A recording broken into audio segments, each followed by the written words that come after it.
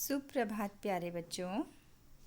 आज हम हिंदी विषय के अंतर्गत आरोह पाठ्य पुस्तक के काव्यखंड से चतुर्थ पाठ रघुवीर सहाय द्वारा रचित कैमरे में बंद अपाहिज का अध्ययन करेंगे। बच्चों, जैसा कि आप जानते ही हैं, हिंदी साहित्य में मुख्य रूप से दो विधाएं होती हैं, गद्य और काव्य। तो गद्य हमें अभी नहीं पढ़ना है, हम कर रहे हैं काव्य विधा के अंतर्गत कविता का अध्ययन। आप अच्छे से जानते हैं कविता क्या होती है, इससे पूर्व में आप पढ़ चुके हैं। तो आज हम अध्ययन कर रहे हैं रघुवीर सहाय द्वारा रचित कविता कैमरे में बंद अपाहिज का अध्ययन। बच्चों, आप लोग अपने पास आपकी पुस्तक, एक पेन, कॉपी सामने रखिए ताकि आप मुख्य बिंदुओं को नोट कर सकें और जैसे जैसे मैं आपको समझाऊं आप अपनी पुस्तक में देख के उसे समझ सकें। ठीक है, तो अब हम शुरू करते हैं। रघुवीर सहाय जी का जीवन परिचय। देखिए, रघुवीर सहाय जी का जीवन परिचय। रघुवीर सहाय जी का जन्म सन 1929 लखनऊ उत्तर प्रदेश में हुआ था। इनकी प्रमुख रचनाएं हैं अज्ञे द्वारा संपादित दूसरा तार सप्तक में आरंभिक कविताएं हैं इनकी, महत्वपूर्ण काव्य संकलन सीढ़ियों पर धूप में, आत्महत्या के विरुद्ध, हंसो हंसो जल्दी हंसो, ये इनकी रचनाएं हैं। इसके अलावा पत्रकारिता के क्षेत्र में ऑल इंडिया रेडियो के हिंदी समाचार विभाग से संबद्ध रहे हैं। फिर हैदराबाद से निकलने वाली पत्रिका कल्पना और उसके बाद दैनिक नवभारत टाइम्स तथा दिनमान से संबद्ध रहे। अर्थात इन पत्रिकाओं में रघुवीर सहाय जी ने संपादन या लेखन का कार्य किया है। इनके समस्त साहित्यिक कार्यों को देखते हुए इनके लेखन, इनकी पत्रकारिता या जितना भी इनका साहित्य में अवदान रहा, उसके आधार पर इन्हें साहित्य अकादमी पुरस्कार भी दिया गया, प्राप्त हुआ।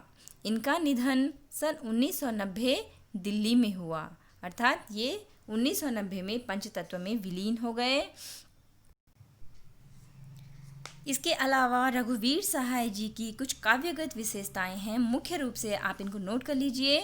समाज का यथार्थ चित्रण इन्होंने अपनी कविताओं में, अपने लेखन में किया है। अदम्य जिजीविसा का चित्रण इनके काव्य में हुआ है। कहने का तात्पर्य है कि रघुवीर सहाय ने अपने काव्य में अदम्य जिजीविसा का वर्णन किया है। इनकी अनेक कविताओं में इस विशेषता का अनूठा चित्रण हुआ है। सीढ़ियों पर धूप में काव्य संग्रह की प्रायः सब कविताओं में अदम्य जीने की इच्छा की सफल अभिव्यक्ति हुई है।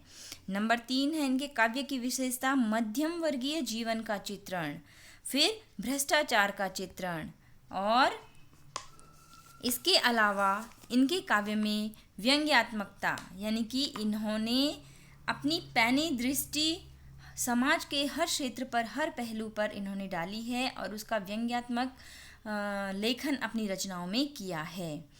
राजनीतिक और सांस्कृतिक चेतना भी इनके काव्य में उभर कर आई है। इनकी भाषा शैली बहुत ही सरल और बहुत ही सहज है। इनके भाषा में तत्सम, तद्भव, देसी और विदेशी हर प्रकार के शब्दों का प्रयोग किया गया है। रघुवीर सहाय ने अपने काव्य में शब्दालंकार, अर्थालंकार सभी का प्रयोग किया है। इनके काव्य में मुख्यतः आपके पास जो कविता है उसमें मुख्य रूप से अनुप्रास, अलंकार और पद मैत्री, स्वर मैत्री का प्रयोग हुआ है। ठीक बच्चों, अब इसके बाद आप कविता का सार संक्षेप में सुन लीजिए, तत्पश्चात मैं आपको कविता का अर्थ समझाती हूँ। बच्चों, ये जो कविता है आपके पास, कैमरे में बंद अपाहिज कविता, इसका सारांश कवि इस कविता में बता रहा है कि अपने कार्यक्रम को सफल बनाने तथा किसी की पीड़ा को बहुत बड़े दर्शक वर्ग तक पहुंचाने के लिए दूरदर्शन वाले किसी दुर्बल और शारीरिक रूप से कमज़ोर व्यक्ति को अपने कैमरे के सामने प्रस्तुत करते हैं। उससे अनेक तरह के सवाल पर सवाल पूछते हैं। उसे कैमरे के आगे बार बार लाया जाता है। बार बार उससे अपाहिज होने के बारे में सवाल पूछे जाते हैं कि आपको अपाहिज होकर कैसा लगता है, तथा उस कार्यक्रम को रोचक बनाने के लिए दूरदर्शन वाले स्वयं प्रतिक्रिया व्यक्त करके बताते हैं, उसके हाव भाव करके बताते हैं ताकि इस आदमी को पीड़ा हो। उसको हाव भाव करके बताते हैं कि क्या आपको ऐसा महसूस होता है। अनेक ऐसे संवेदनशील सवालों को पूछ पूछ कर वे उस व्यक्ति को रुला देना चाहते हैं, उसकी भावनाओं के साथ वे खिलवाड़ करते हैं, चाहते हैं कि ये रोए कैमरे पे और हमारा जो कार्यक्रम है वो और अधिक रोचक हो, दिलचस्प बने, हमारे कार्यक्रम की टीआरपी बढ़े। इस तरह से वे उसके साथ सवाल जवाब करते हैं, उससे भाव भंगिमाओं के द्वारा उससे बोलते हैं कि क्या आपको ऐसा लग रहा है। तो दूरदर्शन के बड़े पर्दे पर उस व्यक्ति की आंसू भरी आँखों को दिखाया जाता है।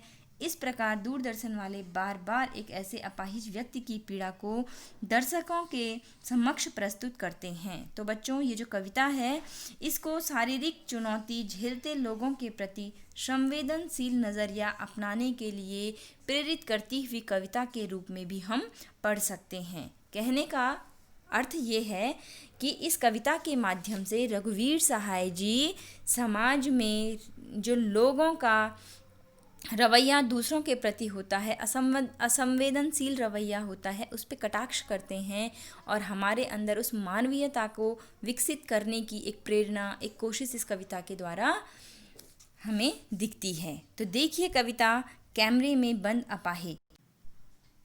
कैमरे में बंद अपाहिज, हम दूरदर्शन पर बोलेंगे हम समर्थ शक्तिवान हैं।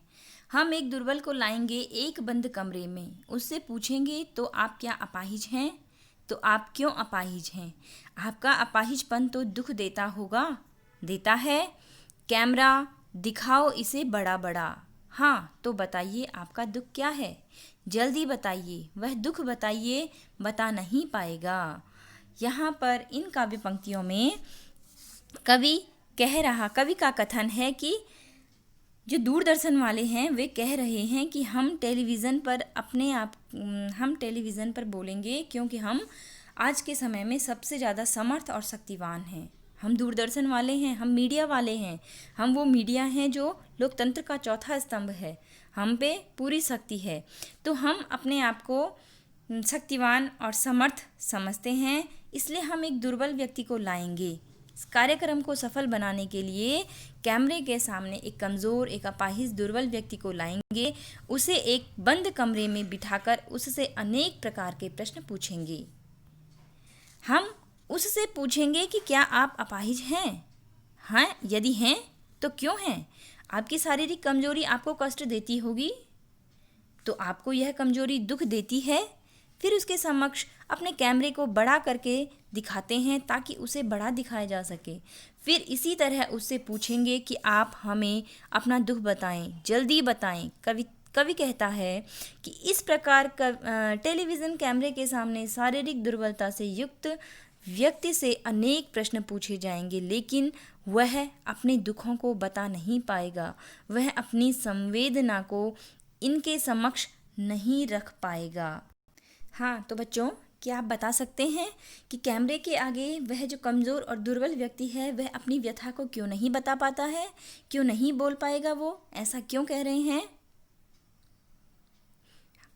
देखिए, वो इसलिए नहीं बोल पाएगा क्योंकि दूरदर्शन वालों के जो अमानवीय प्रश्न हैं, जो कठोर प्रश्न हैं, जो उसकी पीड़ा को और कुरेदते हैं, उसकी पीड़ा को समाज के सामने व्यक्त नहीं कर रहे हैं, बल्कि उसकी पीड़ा को, उसकी भावनाओं को और अधिक कुरेद रहे हैं, उसके साथ अमानवीय व्यवहार करते हैं। उनके ऊल जुलूल प्रश्नों के कारण वह बेचारा लाचार हो जाता है और फिर मौन साध लेता है, क्योंकि ऐसे ऊल जुलूल प्रश्नों का उत्तर देना उसे समझ में नहीं आता है कि वह क्या बोले, तो इसलिए कह रहे हैं कि बता नहीं पाएगा। आगे देखिए, सोचिए, बताइए, आपको अपाहिज होकर कैसा लगता है? कैसा यानी कैसा लगता है? हम खुद इशारे से बताएंगे कि क्या ऐसा। ये है पंक्ति कोष्टक में रखी गई है। सोचिए, बताइए, थोड़ी कोशिश करिए, यह अवसर खो देंगे। आप जानते हैं कि कार्यक्रम को रोचक बनाने के वास्ते हम पूछ पूछ कर उसको रुला देंगे। इंतज़ार करते हैं आप भी उसके रो पड़ने का। क्या कह रहे हैं यहाँ पे? इसका अर्थ समझिए। यहाँ पे कवि कह रहा है कि टेलीविज़न कैमरे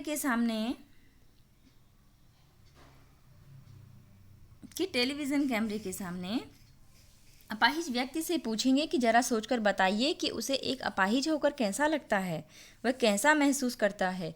बार बार पूछकर हम कैमरे वाले इशारा करके उसको अपाहिज होकर बताएंगे। ये पंक्ति कोष्ठ में रखी गई है बच्चों।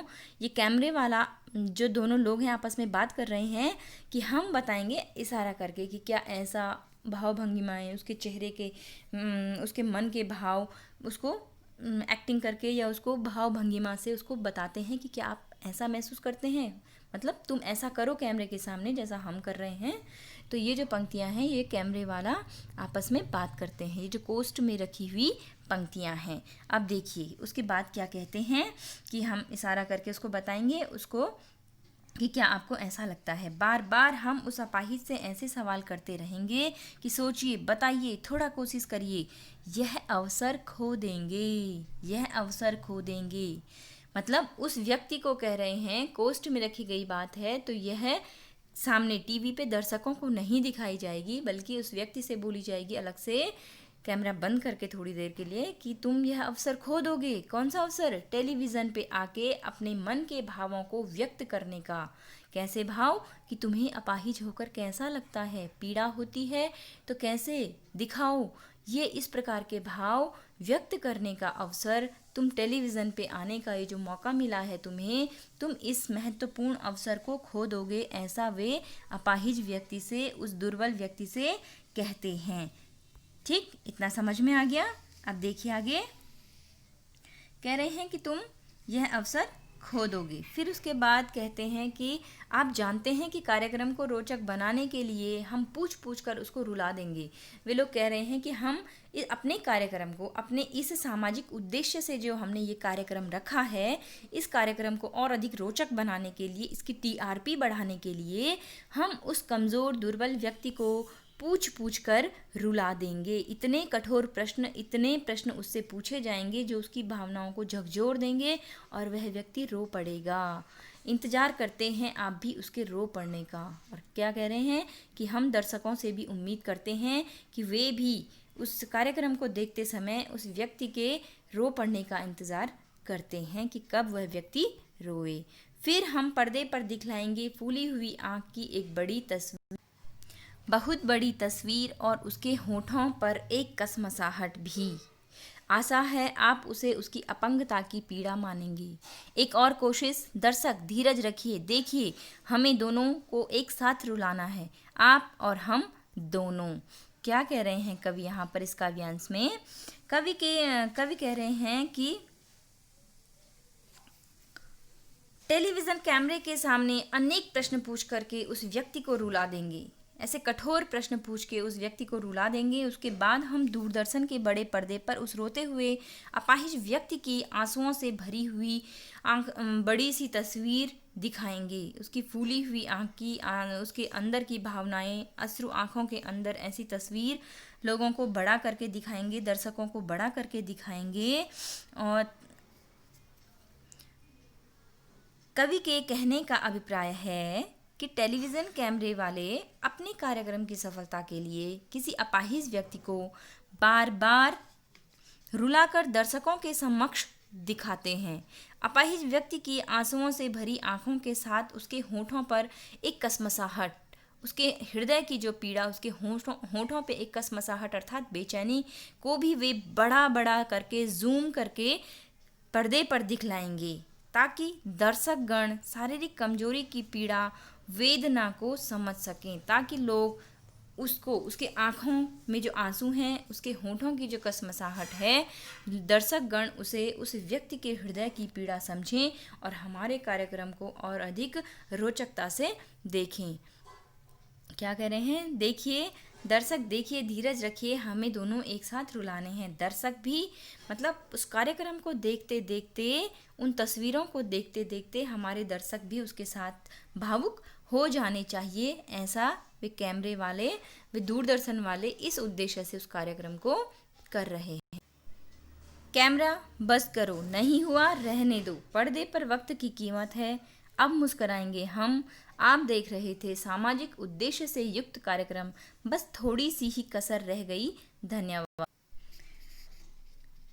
कवि कहते हैं कि दूरदर्शन वाले टेलीविज़न कैमरे के सामने बार बार अपाहिज को दिखाते हैं। दूरदर्शन वाले दर्शकगण से आग्रह करते हैं कि आप धैर्य रखिए, हम एक और प्रयास करके आपके समक्ष अपाहिज की पीड़ा को दिखलाएंगे। वे कहते हैं, हम इस तरह से इस अपाहिज की वेदना का चित्र दिखाएंगे जिससे कि आप दर्शक तथा अपाहिज दोनों एक साथ रोने लग जाएं। कवि के कहने का अभिप्राय है कि ये दूरदर्शन वाले बार बार किसी अपाहिज की पीड़ा को दिखाकर दर्शकों को भी रुला देना चाहते हैं, या वह अपाहिज भी ऐसा चाहता है कि बार बार उसकी दुर्बलता को दर्शकों के सामने दिखाया जाए। उसके बाद दूरदर्शन वाले पर्दे पर समय की कीमत का बहाना बनाकर उस दृश्य को वहीं रोक देना चाहते हैं और इस कार्यक्रम को बंद कर देते हैं। फिर क्या कहते हैं? ठीक, तो ये समझ गए आप कि जैसे ही उनका मकसद पूरा हो जाता है, वे समय की कमी का बहाना बनाकर उस अपाहिज को कैमरे के सामने से हटा लेते हैं, अर्थात कहते हैं कि अब कार्यक्रम पूरा हो चुका है, पर्दे पर वक्त की कीमत होती है। इस तरह एक अपाहिज के दुख भरे साक्षात्कार को दिखाने के पश्चात दर्शक वर्ग के प्रति धन्यवाद भी दिया जाता है। जिस माध्यम का उद्देश्य समाज हित में कार्यक्रम प्रस्तुत करना होता है, वही यदि अमानवीय रवैया अपना ले तो आम जन से क्या अपेक्षा की जाए। तो इस कविता के माध्यम से हमने पढ़ा कि किस तरह से आज मीडिया वाले असंवेदनहीन हो गए हैं, उनके अंदर मानवीयता समाप्त हो गई, और यदि हमारे लोकतंत्र का चतुर्थ स्तंभ ही ऐसा करेगा तो फिर हम आम जन से क्या आशा रख सकते हैं। अब बच्चों, इसके बाद कविता का भाव सौंदर्य और शिल्प सौंदर्य मैं आपको थोड़ा सा समझा देती हूँ, उसके पश्चात आपको गृह कार्य हेतु प्रश्न दिए जाएं। यह है सौंदर्य बोध, कविता का कला पक्ष। प्रस्तुत कविता में रघुवीर सहाय ने टेलीविज़न कैमरे के सामने किसी अपंग मनुष्य के प्रति संवेदनशील रवैये का चित्रण किया है। इनकी भाषा सरल एवं स्पष्ट है, तत्सम एवं तद्भव शब्दावली है, शैली मर्म स्पर्शी एवं भावपूर्ण है। संपूर्ण कविता में करुण रस है, प्रसाद गुण संपन्न कविता है। अनुप्रास एवं पद मैत्री अलंकारों का बहुत ही सुंदर प्रयोग यहाँ पर किया गया है। बिंब योजना अत्यंत सटीक और सार्थक है तथा मुक्त छंद में कविता लिखी गई है। इसके बाद भाव सौंदर्य देखिए। भाव सौंदर्य का मतलब है कि कविता का भाव। इस कविता में कवि ने टेलीविज़न कैमरे के सामने अपने कार्यक्रम को सफल बनाने के लिए शारीरिक अपंग मनुष्य के प्रति संवेदनशील भाव को प्रकट किया है। हम दर्शकों के सामने दूरदर्शन पर स्वयं को समर्थ एवं शक्तिशाली बताएंगे, अपना गौरव गान स्वयं करेंगे ताकि हमारा कार्यक्रम अधिक सफल बन सके। इसके लिए किसी कमज़ोर असहाय व्यक्ति को हम एक बंद कमरे में कैमरे के सामने प्रस्तुत करेंगे। दूरदर्शन की अनैतिकता और संवेदनहीनता पर कटाक्ष किया गया है। साथ ही किसी की भावनाओं का व्यावसायिक उपयोग नैतिक मूल्यों के विरुद्ध है। ऐसा करना मानवीयता का अपमान है, जिसको इलेक्ट्रॉनिक मीडिया लगातार करता आ रहा है। इस ओर भी कवि ने ध्यान आकर्षित करने का प्रयास किया है। तो ये हो गया आपका सौंदर्य, कविता का शिल्प सौंदर्य अर्थात सौंदर्य बोध, कला और भाव पक्ष दोनों। अब बच्चों, कविता आपने पढ़ी, इसके आधार पे कुछ सरल से प्रश्नों के उत्तर आपको लिखने हैं। आप नोट कर लीजिए और इन प्रश्नों का उत्तर लिखिए, अभ्यास कीजिए, घर में रह करके स्वयं अभ्यास कीजिए, और जहाँ पर आपको समझ नहीं आता है आप पुनः हमसे पूछ सकते हैं। हम दूरदर्शन पर बोलेंगे में आए हम शब्द से क्या तात्पर्य है? मैंने समझाया कविता दूरदर्शन वाले हम यानी कि समर्थ और शक्तिवान। दूसरा प्रश्न है, कवि ने दूरदर्शन के कार्यक्रम संचालकों की किस मानसिकता को उजागर किया है? तीसरा है, कविता में निहित व्यंग्य को स्पष्ट कीजिए। अभी मैंने आपको बताया। चौथा है, यह अवसर खो देंगे, पंक्ति में निहित भाव को स्पष्ट कीजिए। और प्रश्न नंबर 5 आपको लिखना है, काव्यांश का भाव सौंदर्य स्पष्ट कीजिए। और छठा प्रश्न है, काव्यांश का शिल्प सौंदर्य लिखिए। तो बच्चों, ये प्रश्न आपको अभ्यास हेतु दिए गए हैं, कविता का जो अर्थ आपने समझा उसके आधार पे। अब आपको गृह कार्य हेतु कुछ बोधात्मक प्रश्नों के उत्तर, 2 प्रश्नों के उत्तर लिखने हैं, जिसमें पहला प्रश्न है कि सामाजिक उद्देश्य से युक्त ऐसे कार्यक्रम को देखकर आपको कैसा लगेगा? अपने विचार संक्षिप्त में लिखिए। ये आपको लिखना है, अपने विचार लिखने हैं, जैसे आपके मन में भाव आते हैं वैसा आप इसको लिखिए। दूसरा है, यदि आप इस कार्यक्रम के दर्शक हैं तो टीवी पर ऐसे सामाजिक कार्यक्रम को देखकर एक पत्र में अपनी प्रतिक्रिया दूरदर्शन निदेशक को भेजें। तो बच्चों, यह पत्र लिखना है। कक्षा 11 में आपको पत्र पढ़ाए जा चुके हैं, इसलिए दोबारा बताने की आवश्यकता नहीं कि पत्र कैसे लिखे जाते हैं। आपको दूरदर्शन निदेशक इधर बाईं ओर लिखना है, दूरदर्शन निदेशक के लिए नई दिल्ली। फिर आपको विषय लिखना है सामाजिक कार्यक्रम के संबंध में, और फिर आपके मन में जो भाव आए हैं, अच्छे बुरे जैसे भी आप समझते हैं इस कविता से, वो आपको उस पत्र में लिख करके दूरदर्शन निदेशक को पत्र लिखना है। ठीक है बच्चों, तो अब यह कविता आपकी समाप्त होती है, संपूर्ण कविता हो चुकी है। थैंक यू, धन्यवाद बच्चों।